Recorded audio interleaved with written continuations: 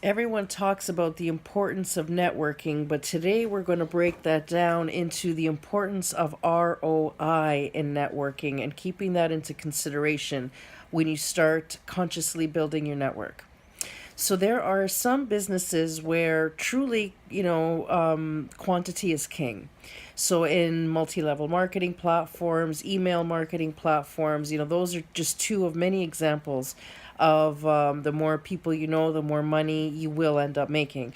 So just to give you a quick statistic, at least for email marketing, for every email address you have in your email, you should be making $1 a month for every single person on there, which means if there's 5,000 people, email addresses you've collected over the years, you could be making $5,000 a month just on leveraging that email.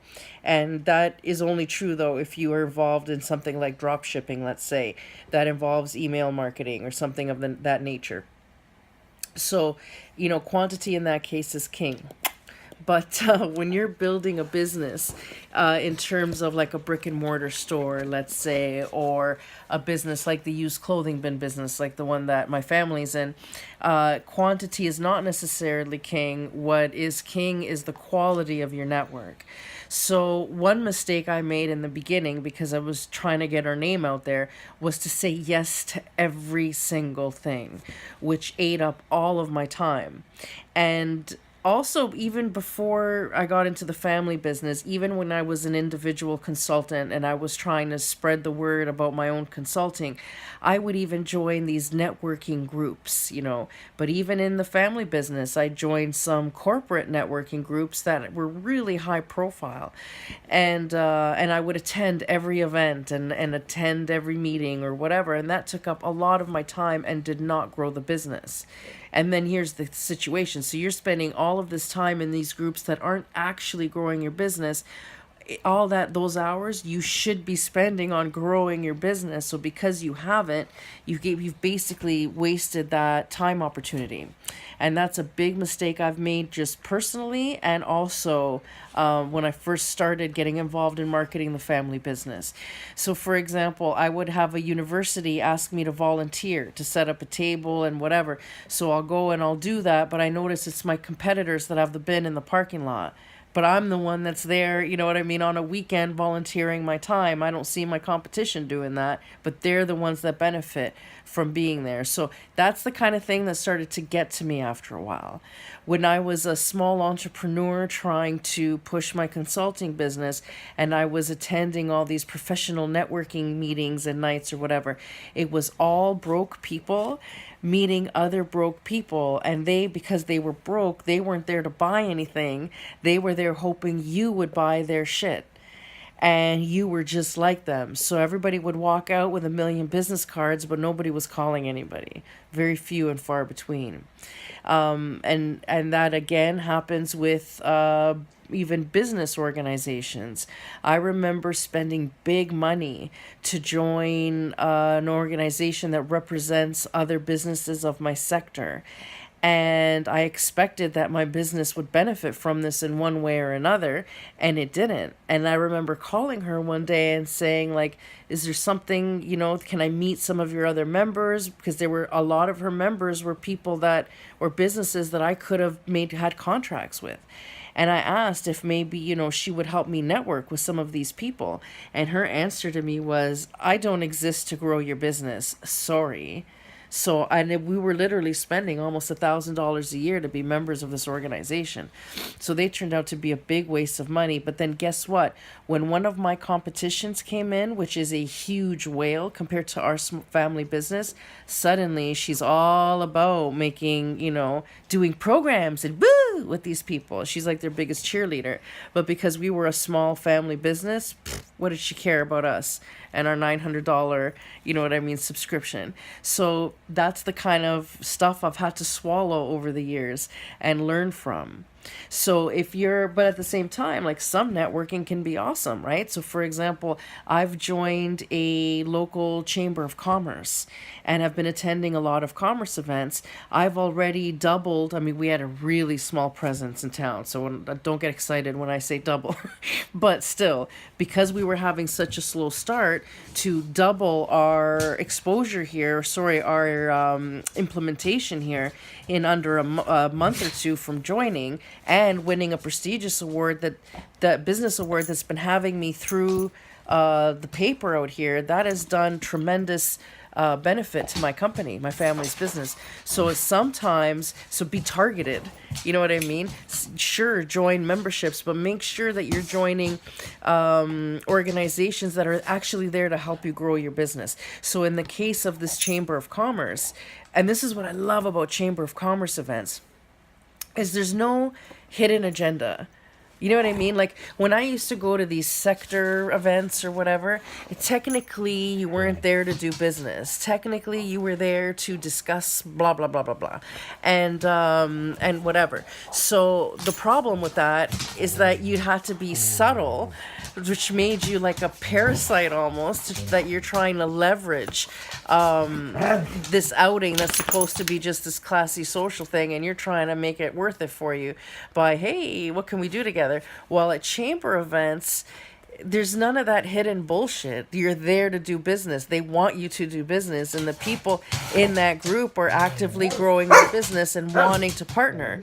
So when you're there, like, it's awesome to watch. You sit at the corner of one of these chamber events and just overlook, and the cards are whipping, wham, bam, bang, bang, bang, bang, bang.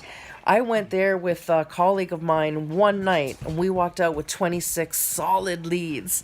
You know what I mean? That's outstanding. To come out with 26 solid leads in one night, attending one champagne reception, I will go to those all day long. And at the chamber events, you always walk out with a buzz, and that's kind of nice too. So, I don't know. And then they have even these breakfasts that you can go usually, and they start really early. Like you have to be there at 8, but it's there an hour. It's to meet new members, and you have 1 hour to eat a muffin, have some scrambled eggs, and throw some business cards around. Those are incredibly impactful. I gave an introduction speech about our business to one of these breakfasts, and I walked out and didn't get a lead, but then guess what? I saw one of the members at an event a few weeks later. She came up and said, hey, I saw your thing in the morning for breakfast. I want to talk to you. So those kind of network, that's good networking.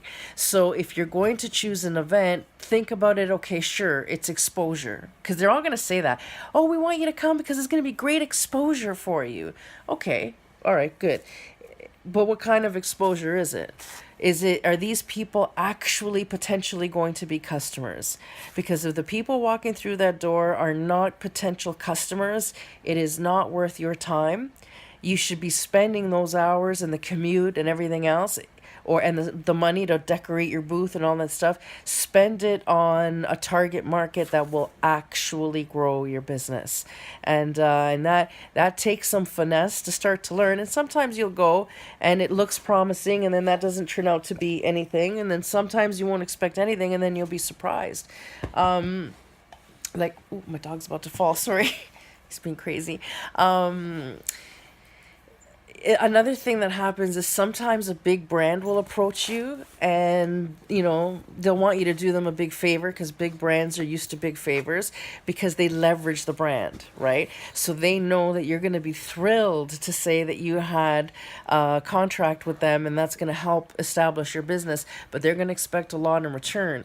And sometimes what looks like an awesome deal, it may give you a lot of flash or whatever, but the financial loss incurred isn't even worth the flash they give you. So for example, they may require special insurances or special trips or extra trips or whatever that adds to the cost that maybe doesn't with other clients, or they require a lot of time, and but that time doesn't bring in more money or more product or whatever it is that you're working out for them.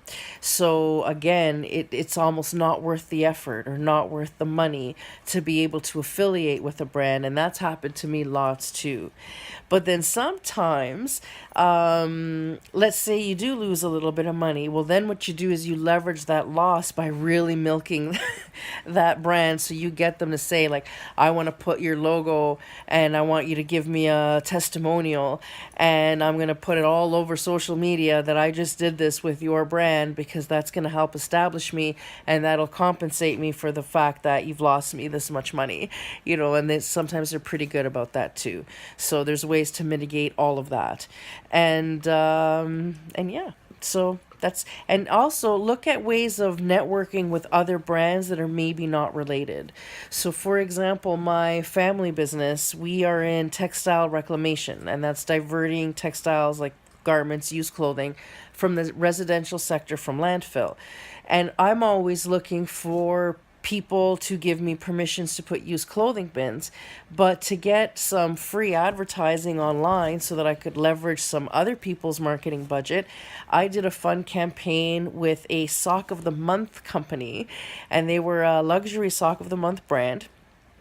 And we did a campaign that educated the public on textile waste or whatever, and the environmental effects of it. They put a page on their website talking about it, which they paid for. They designed, they did the whole thing. And the campaign was that you could empty your sock drawer into a bag and send it to the family business, and the sock company would give you a coupon or something for a discount on your next purchase. So we did. And I remember, like, we don't really have a place where you could mail clothes, but because it was just socks, like, I gave them the office address, and then I got a phone call from my dad saying, I have a feeling you have something to do with this. Why am I getting all these socks in the mail? Whatever. But it looked great online. So, and that, I think they did that for like a year, and then it was over. And then he stopped getting socks, but for a year he was getting socks in the mail, and he was so mad at me. He was so mad at me. But anyway, it was great marketing. It was a great campaign, and it was worth it. Have a great day.